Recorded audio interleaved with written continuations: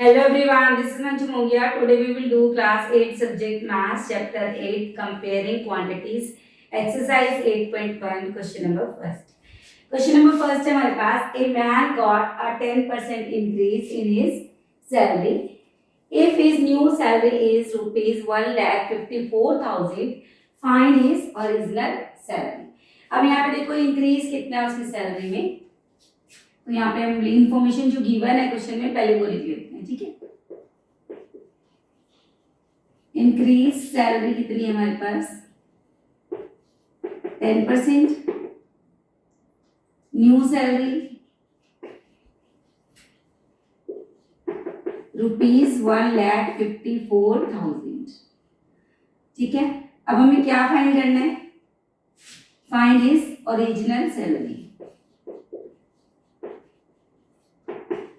ये हमें फाइंड करनी है। क्वेश्चन मार्क मीन्स ये हमें फाइंड करनी है। ये तीनों चीजें हमें क्वेश्चन में गिवन थी। अब हम क्या करेंगे, यहाँ पे जो चीज हमें फाइंड करनी है उसको लेट कर देते हैं। तो इसमें हम लिखेंगे let original salary is equal to x rupees, ठीक है। अब इंक्रीज कितना होगा, सैलरी इंक्रीज होगी हमारे पास 10%। किसका 10%, ओरिजिनल सैलरी का, ठीक है। कुछ भी इंक्रीज होता है या डिक्रीज होता है वो हमेशा ओरिजिनल पे होता है। तो 10/100, ये जो परसेंट का साइन है ना, इसका 100 नीचे आ गया, ऑफ का यहाँ पे मल्टीप्लाई आ गया, तो कटिंग कर देंगे 10 1 10 10 10 100, तो यहाँ पे हो गया x/10 या 1x/10, ये हमारी होगी इंक्रीज सैलरी। अब इसके बाद न्यू सैलरी कितनी आएगी, जो हमने लेट किया उसके according new salary original salary plus increase salary 1x/10, x के नीचे 1 लगा के एलसीएम ले लेते हैं, इसको यहाँ ऊपर कर लेते हैं हम, x/1 प्लस 1x/10, इन दोनों का एलसीएम आ जाएगा 10, ठीक है। एलसीएम को हम नीचे वाले नंबर से क्या करते हैं, डिवाइड, 10 को 1 से डिवाइड करेंगे 10 को x से मल्टीप्लाई करेंगे 10x। अब 10 को 10 से डिवाइड करेंगे तो 1 ही आ जाएगा, और 1 को 1 से मल्टीप्लाई करेंगे 1x। 10x plus 1x 11x, 11x/10, ये वाली क्या आ गई, new salary. But new salary जो ओरिजिनल है हमारे पास, जो गिवन है वो कितनी है, 1,54,000। तो हम क्या कर सकते हैं, 11x/10 इज इक्वल टू 1,54,000। यहां से हम क्या करेंगे, x की वैल्यू फाइंड करेंगे। अब ये जो 10 डिवाइड हो रहा है, इधर आके क्या हो जाएगा, मल्टीप्लाई, ठीक है। 11 यहाँ मल्टीप्लाई हो रहा है 11x के साथ, 11 मल्टीप्लाई हो रहा है तो इधर आके डिवाइड हो जाएगा, ठीक है। अब हम क्या करेंगे, इसको कट कर देंगे, 11 1 11, 11 1 11, 4 बच गया, ऊपर से 4 लिया, 11 4 44, और ये जो 3 जीरोस हैं ये एज इट इज, ठीक है। इसको 10 से मल्टीप्लाई करेंगे तो 14 के बाद हमारी 4 जीरोस आ जाएंगी, मीन्स ₹1,40,000, ये हमारा आंसर आ गया। तो जो ओरिजिनल सैलरी है वो हमारी कितनी है, ₹1,40,000। इसको नीचे लिख सकते हैं, क्योंकि हमसे यही पूछा था कि व्हाट इज ओरिजिनल सैलरी, तो original salary is equal to ₹1,40,000, यहाँ पे लिख देंगे answer. Clear, let's start question number second. Question number second है हमारे पास, on Sunday 845 people went to the zoo, on Monday only 169 people went, what is the percent decrease in the people visiting the zoo on Monday? अब question के according देखो, Sunday को कितने लोग आए, तो कैसे स्टार्ट करेंगे, on Sunday people went to the जू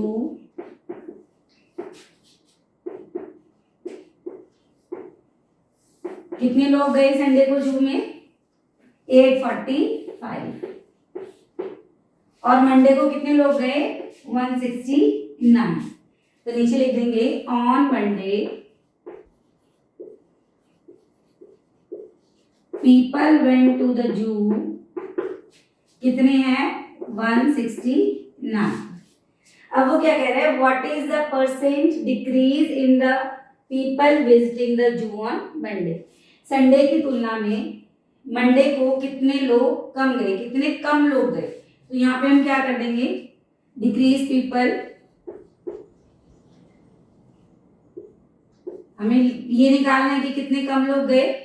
अगर हम इन दोनों को माइनस कर दें तो हमारे पास पता लग जाएगा हमें कि डिक्रीज कितने हैं। माइनस कर देते हैं इन दोनों को, 15 माइनस 9 6, 13 माइनस 6 7, 7 माइनस 1 6। तो 676 पीपल कम थे मंडे को। अब वो क्या कह रहे हैं व्हाट परसेंट, डिक्रीज परसेंट निकालना है। तो हम निकाल लेंगे डिक्रीज परसेंट, डिक्रीज या डिक्रीज परसेंट जो भी लिख लो, ठीक है। जो डिक्रीज पीपल उसको परसेंटेज में निकालना है। तो 676 मतलब जितने डिक्रीज में वो ऊपर, और जितने पहले वाले दिन थे संडे को जितने लोग थे कितने थे 845 के नीचे आ जाएगा। क्योंकि हम यहाँ पे परसेंटेज बना रहे हैं तो मल्टीप्लाई 100 भी आ जाएगा।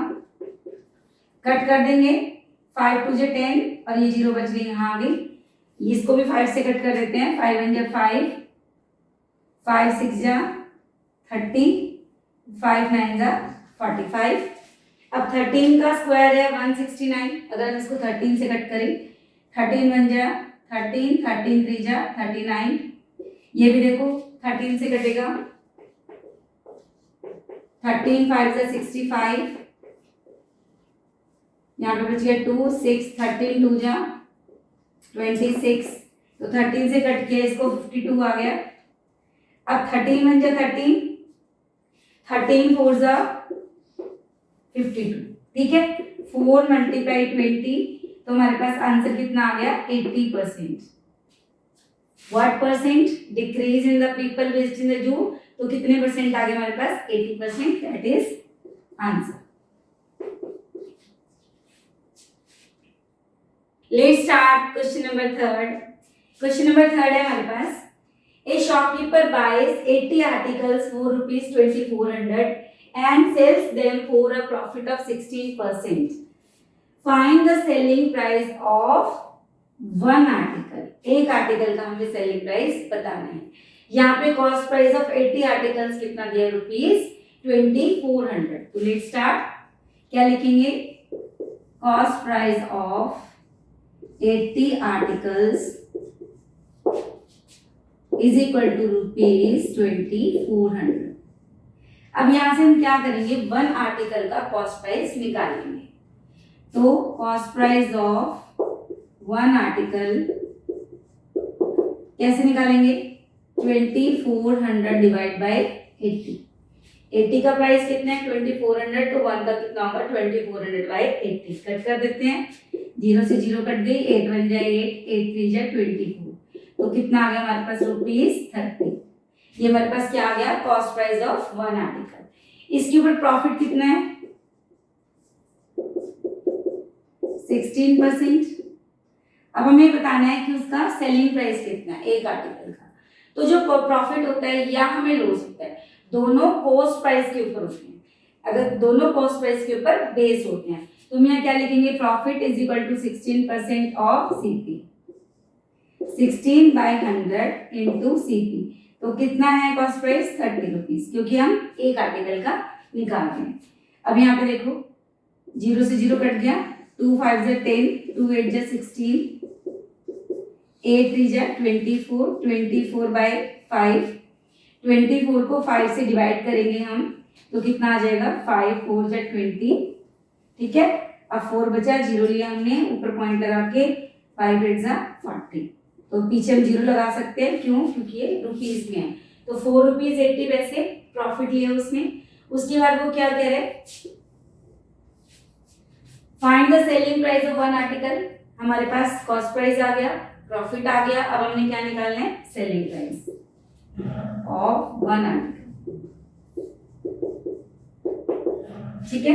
तो वन आर्टिकल का कॉस्ट प्राइस हमारे पास कितना है ₹30। तो यहाँ देखो सेलिंग प्राइस का जो फॉर्मूला है वो हमारे पास होगा CP प्लस प्रॉफिट।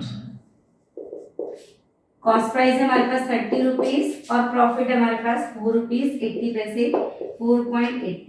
इनको प्लस करेंगे तो आ जाएगा 34.80। ये क्या आ गया हमारे पास, selling price of one article. बस आंसर आ गया। Let's start question number 4। Question number 4 है हमारे पास, the cost of an article was ₹15,500, ₹450 were spent on its repair. If it is sold for a profit of 15%, find the selling price of the article। बिल्कुल जैसे हमने पिछले वाला question किया है, सेम वैसा ही क्वेश्चन है ये। इसमें हमें पहले क्या दिया हुआ है, लिखते हैं कॉस्ट प्राइस ऑफ आर्टिकल कितना दिया है हमें, ₹15,500। ठीक है। स्पेंट ऑन रिपेयर, रिपेयर पे कितना खर्च हुआ है, 450। तो यहाँ लिख लेते हैं स्पेंट ऑन रिपेयर ₹450। यहाँ लिखेंगे 500 के नीचे। ठीक है। अब हमारे पास ACP मतलब एक्चुअल कॉस्ट प्राइस कितना हुआ, जितना भी खर्चा होता है, ओवरहेड्स होते हैं, वो हम क्या करते हैं कॉस्ट प्राइस में हमेशा प्लस करते हैं। तो प्लस किया हमने, कितना है, ₹15,950। इतना क्या आ गया हमारे पास एक्चुअल कॉस्ट प्राइस। अब इसमें उसको प्रॉफिट मिला, कितना प्रॉफिट मिला, यहाँ लिख लेते हैं प्रॉफिट इज इक्वल टू 15%। अब आपको बताया था पिछले क्वेश्चन में कि जो प्रॉफिट या लॉस होता है वो दोनों ही कॉस्ट प्राइस के ऊपर बेस्ड होते हैं। तो 15% ऑफ एक्चुअल कॉस्ट प्राइस, यहाँ पे हम कॉस्ट प्राइस नहीं एक्चुअल कॉस्ट प्राइस लेंगे क्योंकि रिपेयर भी करवाई थी, उसका भी खर्च हमने इसमें ऐड कर दिया था कॉस्ट प्राइस में। तो 15/100 मल्टीप्लाई 15,950। अब यहाँ पे देखो 0 से 0 काट देते हैं, 5 2 जा 10, 5 3 जा 15। अब पहले हम क्या करेंगे, इसको 3 से मल्टीप्लाई कर लेंगे, फिर 2 से डिवाइड कर लेंगे। 3 मल्टीप्लाई 1595/2, यहाँ मल्टीप्लाई करते हैं। 3 5 जा 15, 3 7 जा 27 और 1 28। 3 5 जा 15, 15 और 2 17, 3 1 जा 3, 3 और 1 4। ठीक है। कितना आ गया हमारे पास, 4785/2। इसको 2 से डिवाइड करते हैं, 2 2 जा 4, 2 3 जा 6, 2 9 जा 18, ऊपर से हमने लिया 5, 2 2 जा 4। ठीक है। पॉइंट लगा के 0 लगाया, 2 5 जा 10। तो हमारे पास कितना आ गया यहाँ पे प्रॉफिट, 2392.5। ये रुपीज में है तो हम इसके पास 5 के बाद 0 लगा सकते हैं। ठीक है। अब हम इसका सेलिंग प्राइस निकालेंगे। सेलिंग प्राइस का फॉर्मूला होता है cost price plus profit. Cost price में हम कौन सा कॉस्ट प्राइस लेंगे, actual cost price. Actual cost price हमारे पास कितना था, 15,950 और प्रॉफिट हमारे पास आया 2,392.50। तो इनको प्लस करते हैं,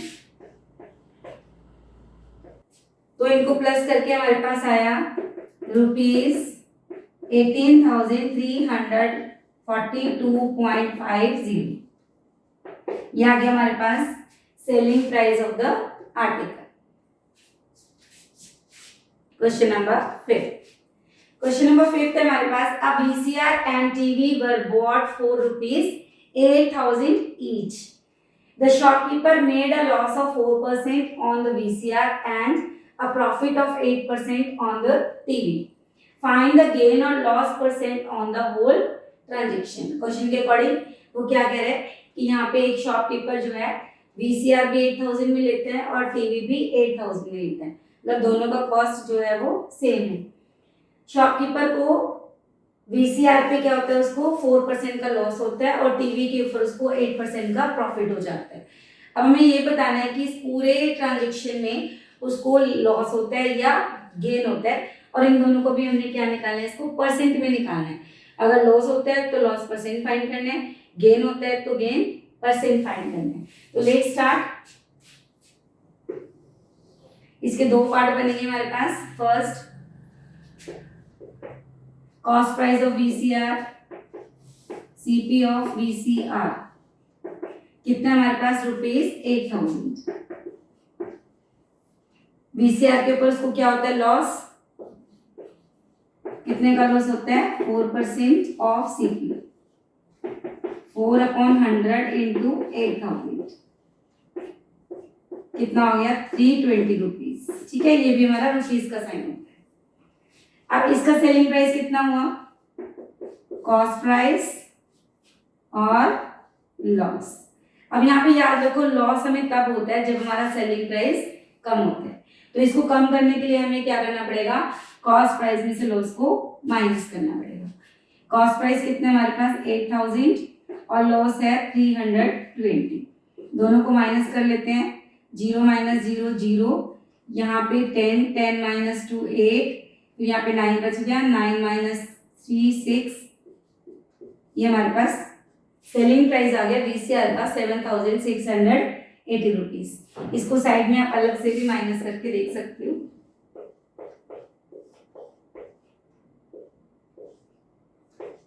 ठीक है, इसके बाद हमें निकालना है जो हमारा टीवी है, टीवी के ऊपर उसको प्रॉफिट होता है, तो यहाँ पे लिख देंगे कॉस्ट प्राइस ऑफ टीवी, ये भी 8000 रुपीज का है। ठीक है, ये हमारा सेकेंड पार्ट है क्वेश्चन का। इसमें शॉपकीपर को प्रॉफिट होता है, कितना प्रॉफिट होता है, 8% ऑफ 8000, क्योंकि प्रॉफिट लॉस जो भी होता है वो कॉस्ट प्राइस पे बेस्ड होता है। तो 8/100 इंटू 8000, 20 कट गई, 8 8 64, तो ₹640 उसको प्रॉफिट हो गया। यहाँ पे हम सेलिंग प्राइस निकाल लेते हैं, टीवी का selling price, cost price plus profit. Loss को हम कॉस्ट प्राइस में से माइनस करते हैं और प्रॉफिट को कॉस्ट प्राइस में प्लस कर देते हैं। कब, जब हमें सेलिंग प्राइस फाइंड करना होता है। तो यहाँ पे कॉस्ट प्राइस कितना है, 8000 रुपीज और प्रॉफिट है 640, तो दोनों को प्लस करेंगे तो हमारे पास आ गया 8640। अब हमें क्या बताना है लास्ट में कि इस पूरे ट्रांजेक्शन में उसको क्या प्रॉफिट हुआ है या लॉस हुआ है। तो यहाँ पे देखो, पहले हम क्या करेंगे, टीवी और वीसीआर का कॉस्ट प्राइस निकालेंगे। तो मैं लिखेंगे total cost price of VCR and TV. VCR जो था वो भी हमारा कितने का था, 8000 का, और टीवी भी 8000 का था। 8000 प्लस 8000 कितना आ गया, 16000। ठीक है, अब टोटल सेलिंग प्राइस निकाल लेते हैं हम।